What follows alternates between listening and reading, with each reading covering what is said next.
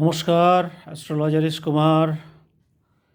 দেখুন, আমাদের মধ্যে একটা ধারণা আছে যে জ্যোতিষশাস্ত্র হলো ধর্মশাস্ত্র।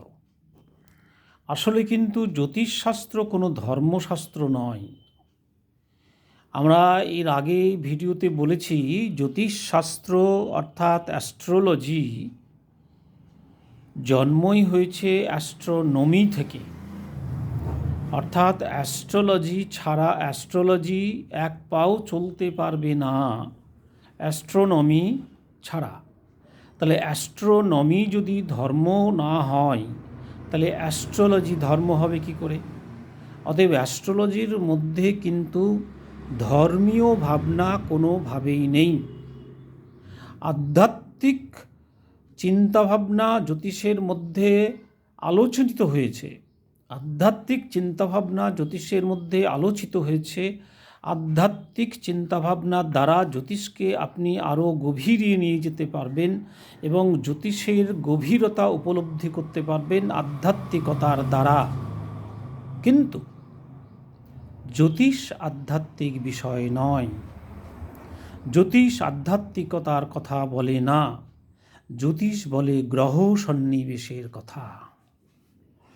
জ্যোতিষ মানেই কিন্তু আপনার চারিধারে 12টি ঘরে 9টি গ্রহ কিভাবে সন্নিবেশিত হয়েছে তার কথা বলে।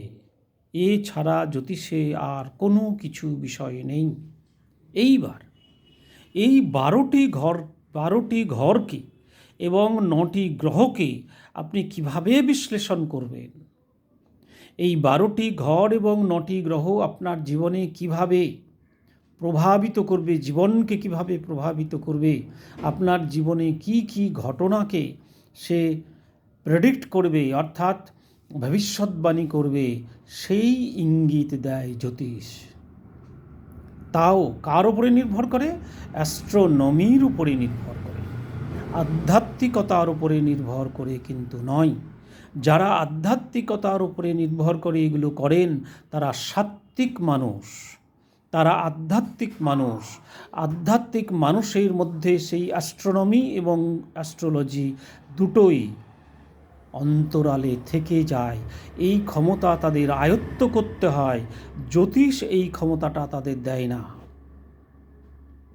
এই ক্ষমতা তাদের করায়ত্ত করতে হয় যোগ বলে, ধ্যান বলে এবং আধ্যাত্মিক সাধনার বলে।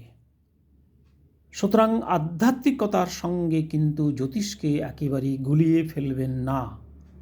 আধ্যাত্মিকতার সঙ্গে বা ধর্মবাদের সঙ্গে জ্যোতিষ শাস্ত্রের কোনো সম্পর্ক তেমনভাবে নেই। বরং জ্যোতিষশাস্ত্র পূর্ণরূপে কর্মবাদকে স্বীকার করে, কর্মের কথা বলে। শনি আমাদের কর্মকারক গ্রহ। তুমি যে মাত্রায় কর্ম করবে, যে লেভেলে কর্ম করবে, যে রকম কর্ম করবে, যেভাবে কর্ম করবে, যে কর্ম করবে, প্রারব্ধ জীবনে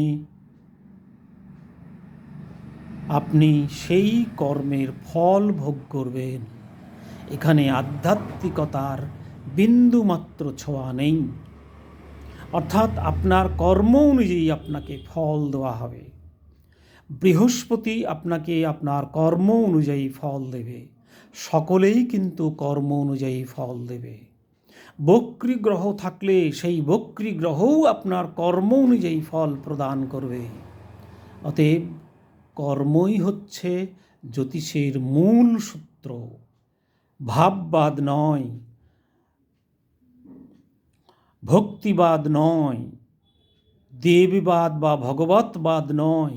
কর্মবাদই হচ্ছে জ্যোতিষশাস্ত্রের মূল এবং ভিত্তত্ত্ব বলা যেতে পারে। এটা অবশ্যই আপনারা ভেবে দেখবেন। ধন্যবাদ।